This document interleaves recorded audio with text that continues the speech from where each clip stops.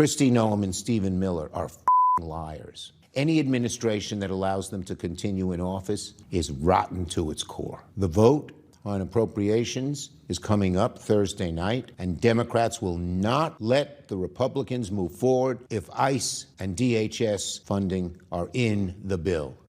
See how nasty they are? All the profanity and everything. It's one thing for Billie Eilish to lie, not know the facts, Lady Gaga, whoever. That guy is supposed to be the Senate Democrat leader. And that's the big take tonight. So let's get to the take of someone in the middle of the storm right now, and maybe we'll make a little bit of news by going straight to the top of the administration's crackdown on illegal immigration. Bring in live Corey Lewandowski, longtime senior advisor to President Trump, and a special government employee at DHS. Corey, welcome in, first of all. Thank you, Ed. Thanks for having me. Chuck Schumer says your boss, Kristi Noem, is a liar.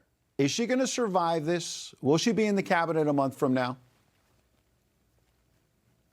Well, Ed, just remember, he didn't say just a liar. He used the expletive. You know, this is the leader of the Democratic Party, other than AOC, of course, who's really his boss, that says Kristi Noem is a liar. Here's the bottom line, Ed.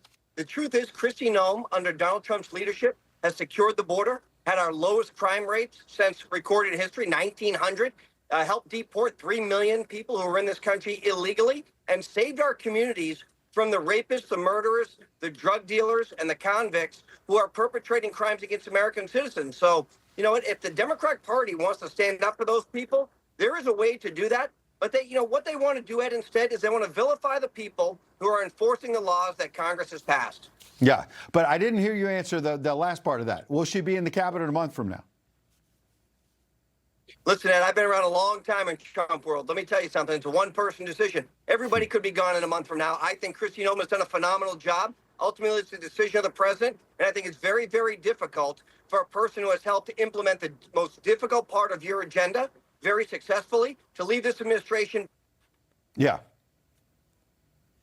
Well, because the lunatic, which is to enforce immigration laws. All right. I know you may be in transit right now, so it might go in and out. I want to make sure we got you, but we heard the last part of that answer. Real quick, I want to move on to policy, but I don't have to tell you that the tabloids are coming after you over the weekend, saying that you allegedly tried to blame Stephen Miller in the White House after Secretary Noem had falsely said that the deceased nurse intended to massacre federal agents. Are you and the Deputy White House Chief of Staff at odds tonight?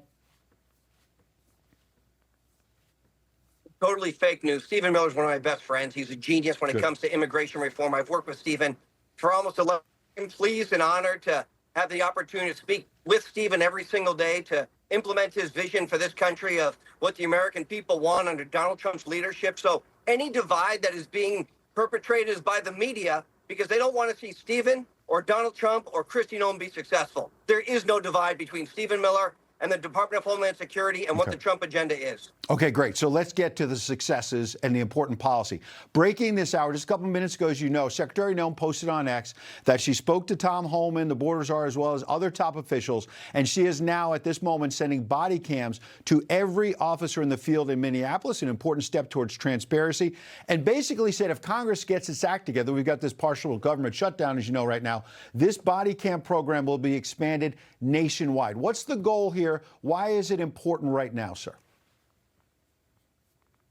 Ed, the real thing between body camera, why we have body cameras, and I've had the chance to talk to a number of the people in leadership at ICE and CBP, is the officers want them for their own protection. What we're seeing is these radicalized leftists taking snippets of what's transpiring in some of these incidents and using them. So these officers have come out and asked for these body cams. And if Congress is going to fund the Department of Homeland Security, which I encourage them to do, then every officer under Kristi Noem's leadership will have body cams on so everybody can see what's going on for the protection of the officers and the safety of the people. Absolutely. I want to ask you about the upcoming midterms. I know you're focused on policy now, but you're a political operative for a long time, one of the best in the business. Some in your party, as you know, are worried about what just happened in Texas, where Democrats were able to flip in a deep red state, obviously, a Senate district right there, to the left. And I'm not saying their criticism is right, but some of them are saying, look, Secretary Noem's approach is not working with independent voters. It's not working with Hispanic voters. I get that the media may be lying about all that, but some voters may be believing the lies. Are some of these tactics by ICE, has it gone overboard to the point that it may hurt your party in the midterms? And I've seen two polls in the last 48 hours that show that the American people overwhelmingly support deporting people with criminal convictions, those people who have a criminal nexus in their background. I think every American can agree to that. And that's what this administration has prioritized. That doesn't mean we're not going to go after the people who are in this country illegally. But what it does mean is those individuals who have criminal convictions or final deportation orders, meaning they've had the opportunity to adjudicate this all the way through the system and are no longer supposed to be here, they're going to be removed because that's what almost 80 million people voted for Donald Trump to do. Absolutely. All right, last thing, one more clip from the Grammys. Here's our friend Bad Bunny. Watch. I'm going to say, eyes out. We're not savage, we're not animals, we're not aliens, we are humans, and we are Americans. What do you think about the NFL picking him for this big Super Bowl halftime show? And more importantly, if he pulls some of these antics on Sunday, how do you think the public might respond? Well, Ed, first and foremost, I'm going to wish my New England Patriots, my home team, great luck on Sunday. I was really going to go to the game, but then Bad Bunny showed up. And listen, anybody who's an American has nothing to worry about, Ed. It's very simple. If you're lawfully in this country, you have nothing to worry about. If you're here in a green card legally, you have nothing to worry about. It is the rapists and the murderers and the sex traffickers and the child pedophiles who are in this country illegally who need to be worried. So I recommend you go to the CBP Home app. You self-deport. We'll give you $2,600. We'll fly you home. You'll be nice, safe, and sound, and you don't have to worry. But please, New England Patriots, go have a great day on Sunday. Only you, Corey, could work the New England Patriots into the answer about Bad Bunny and tough ICE tactics, but you did it. We appreciate you taking the tough questions. We'll have you back. Thank you.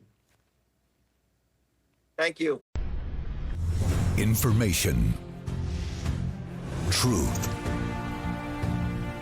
is freedom. Is Newsmax. It's real news for real people.